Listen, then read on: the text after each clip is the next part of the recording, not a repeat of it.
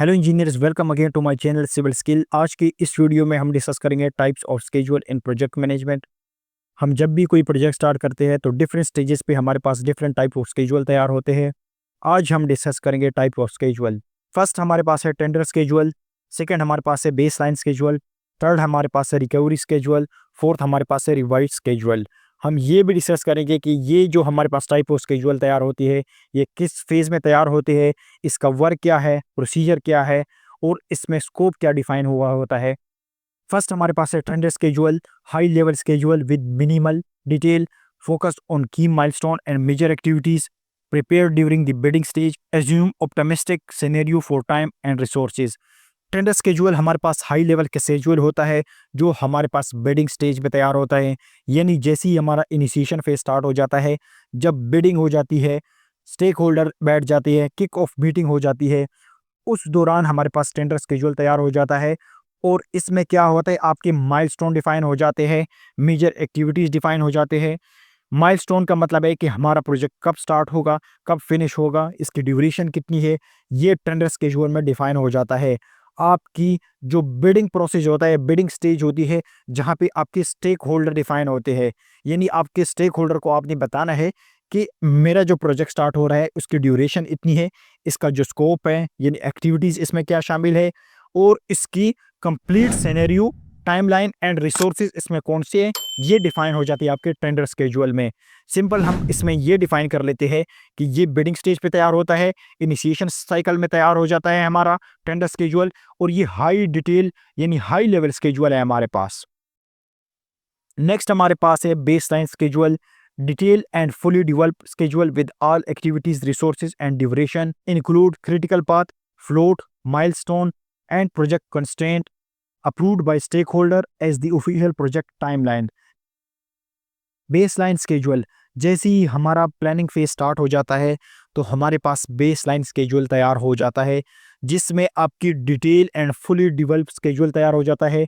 Complete इसमें activities define हो जाती है, रिसोर्सेज डिफाइन हो जाती है, ड्यूरेशन डिफाइन हो जाती है, यानी हमारे प्रोजेक्ट का ड्यूरेशन क्या होगा, हमारी एक्टिविटीज़ डिफाइन हो जाती है, हमारे प्रोजेक्ट के अंदर कौन कौन सी एक्टिविटीज़ शामिल है, रिसोर्सेज डिफाइन हो जाती है, यानी हमारी मैन पावर, लेबर, मटेरियल या प्रोक्यूरमेंट में हमारे परचेसिंग के कोई मटेरियल है वो डिफाइन हो जाती है। आपका क्रिटिकल पाथ इसमें डिफाइन हो जाता है, फ्लोट हमारे पास डिफाइन हो जाता है, माइलस्टोन और प्रोजेक्ट कॉन्स्ट्रेंट इसमें डिफाइन हो जाता है।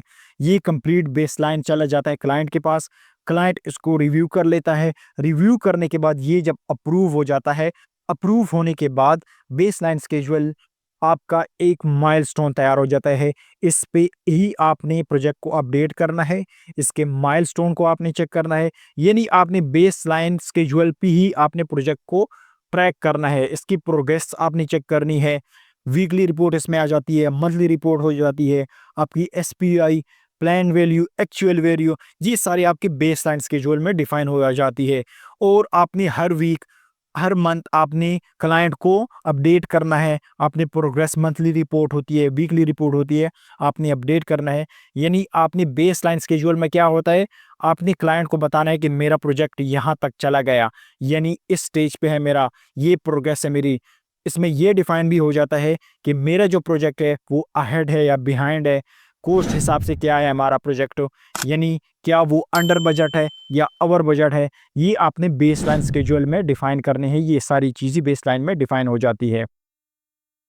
नेक्स्ट हमारे पास है recovery schedule, focus on mitigating delay and bringing the project back on track, contain accelerated activities and compressed duration, may require additional resources and changes in sequencing।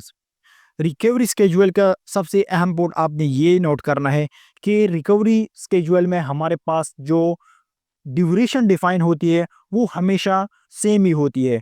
Duration का मतलब है ना कि आपने एक प्रोजेक्ट को डिफाइन किया है कि मेरा जो प्रोजेक्ट है वो 1 ईयर होगा, तो रिकवरी स्केड्यूल में अगर आप फर्दर उसमें एक्टिविटीज़ भी ऐड करो ना, तो आपका जो ड्यूरेशन लास्ट 1 ईयर की ड्यूरेशन है वो उतनी ही रहेगी। आपने उसी के अंदर इसके अंदर चेंजेस करने हैं, आपने एंड डेट जो है उसको छेड़नी नहीं है। आपने बाकी एक्टिविटीज़ अगर ऐड भी करो, लेकिन आपने जो फाइनल इसका डेट है, यानी प्रोजेक्ट 1 ईयर का है, तो आपने 1 ईयर में ही इसको कवर करना है। अगर आपका स्कोप भी चेंज हो गया, अगर आपका स्कोप भी चेंज हो गया तो आपने रिकवरी स्केड्यूल के अंदर वही 1 साल के अंदर यानी जितनी भी ड्यूरेशन आपकी डिफाइन हुई है उसके अंदर ही कवर करना है। Focus on mitigating delay and breaking the project back on track.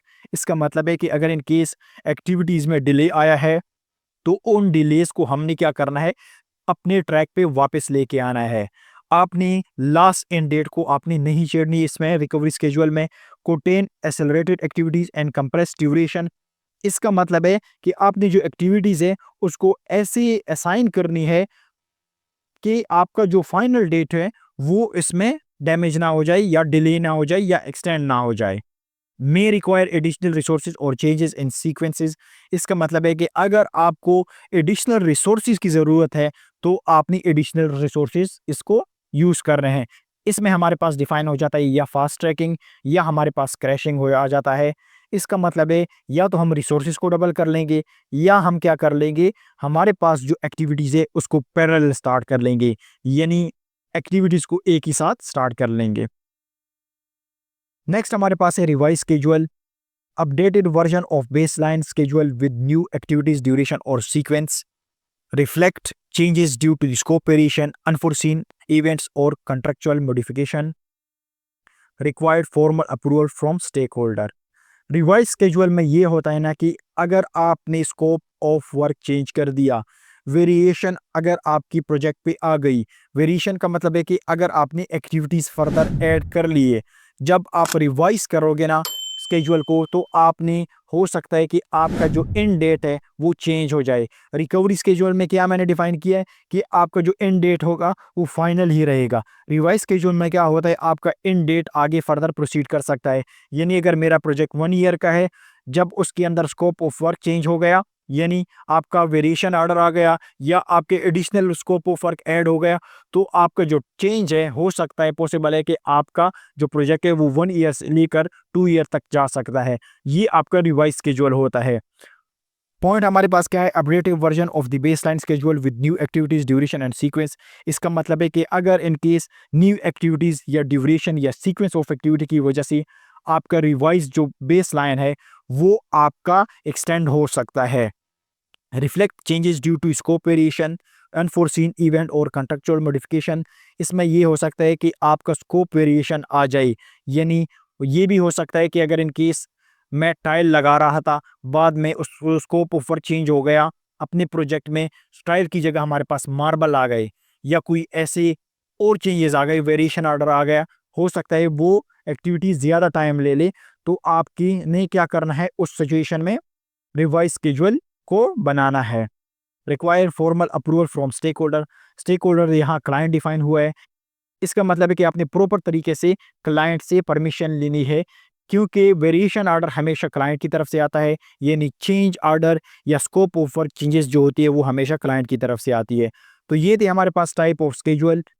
इसमें किसी भी रिलेटेड आपके क्वेश्चन है तो आप कमेंट सेक्शन में पूछ सकते हैं। Thank you so much.